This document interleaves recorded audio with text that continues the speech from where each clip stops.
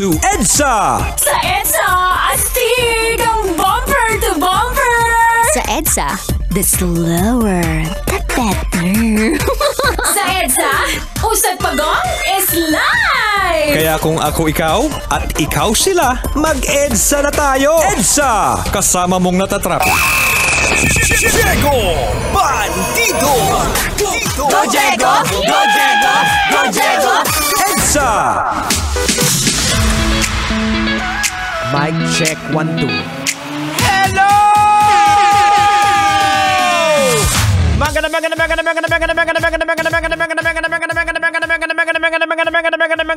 Ng kalbo! Ako sa lahat! No. Oras natin mga kabisyo board, sa oras natin, pakicheck na lang ng orasan. 31 minutes makalipas sa oras ng alas 7 ng gabi. Jeff, sabi ba, tanda na ba dyan? Anong una siya natin niya? Patuloy niyo, para niya na kanda turo. Amari niyo ba na love radio mo? Tunda na ba na ganda? Hari mo naman niya, love radio. No. 90.7 Love Radio sa inyo hanggang alas 9 po tayo ng gabi. Kaya wag na wag mag-check. Ano na nangyari sa akin? Kanina pa ako nabubulol! Ano ba? Ay, maluoy ka. Ayan, samahan niyo po ako hanggang alas 9 ng gabi. Aray! Bakit na naman tang? Ay, peste kang kalbo ka? Samahan ka? Ikaw lang mag-isa programa dito?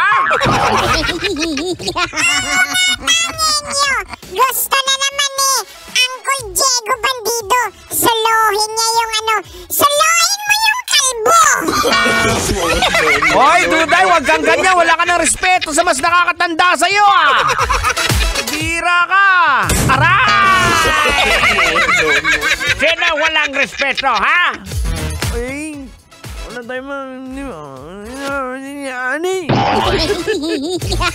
O, sige na, ito na nga lang.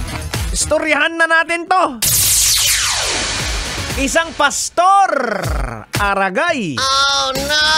Ang nahuli na nagsha-shopping ng mga grocery sa loob ng isang mall na hindi binayaran na umabot sa halagang 1,668. At ayon sa pastor na nahuli, ito raw ang utos ng Diyos upang pakainin ang mga nagugutom. Oh, no! Pambihira naman. Ang insidente po ay nangyari dahil nakita siya ng security guard na may dalang mga item na hindi nabayaran. Kahit siya ay nahuli, sinabi naman ni pastor na ito rin daw ang kalooban ng Diyos upang siya ay mahuli. Oh, no! Pambihira naman, Eto na! Logikan na natin to, Tang! Ay, sige! Wag mo nang patagalin para mahimasmasan! Logikan mo na yan! Logika na yan! Logika na yan! Alright mga kabisyo, logika na yan. Anong leksyon ang ating mapupulot? Anong aral ang ating madodoko? No. Kailangan ba bang i-memorize yan? Boards! Ito, basic kung minsan na nababalitaan natin na ang mga nagpapakilalang pastor o taga-alagad ng Diyos umano. Pero ang ginagawa nila ay kasalanan. Ito po yung mga sinasabi nating pekeng tagasunod ng Panginoon kasi unang-una, hindi naman po inutos ng Diyos ni Jesus Christ na magnakaw ka para sa nagugutom. Ang sabi niya, pakainin mo yung mga nagugutom. Hindi niya naman sinabi magnakaw ka Dinamay mo pa yung Diyos. Diba? Mali ang pagkakakilala mo sa Diyos na sinasabi mo. Diba? Baka kasi ibang Diyos yung sinusunod ni pastor Anong klaseng Diyos yun sa tingin mo, Tang? Ay, siguro baka hindi yung Diyos ng Biblia. Baka yung Diyos na sinasabi ng pastor na yon may buntot at may sungay. Pambihira. Okay, logican pa rin po natin mga kabisyo. Ang ilang pastor po o reliyosong leader ay maaaring gumawa po ng mga pagkakamali at gamitin po ang religion para ipagtanggol ang kanilang mga aksyon. Mga kabisyo ha, kaya wag na wag po kayong titingin kung minsan sa kung paano kagaling magsalita yung isang pastor o isang leader ng simbahan. Tingnan nyo po kung paano siya mamumuhay. Doon mo makikita kung isa ba siya tunay na alagad na Diyos o isang huwad. Kasi makikita po talaga yan sa pamumuhay. O, di ba? Kaya yung kumpare mo na laging nagsasabi, akong bahala dyan, sagot ko na yan.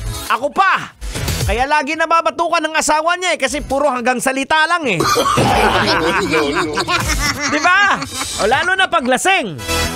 Sabihin niya, akong bahala dyan na, sagot na isang case.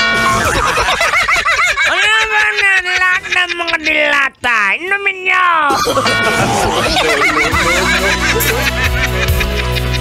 Kailangan pa bang i-memorize yan? Love Radio. Basic!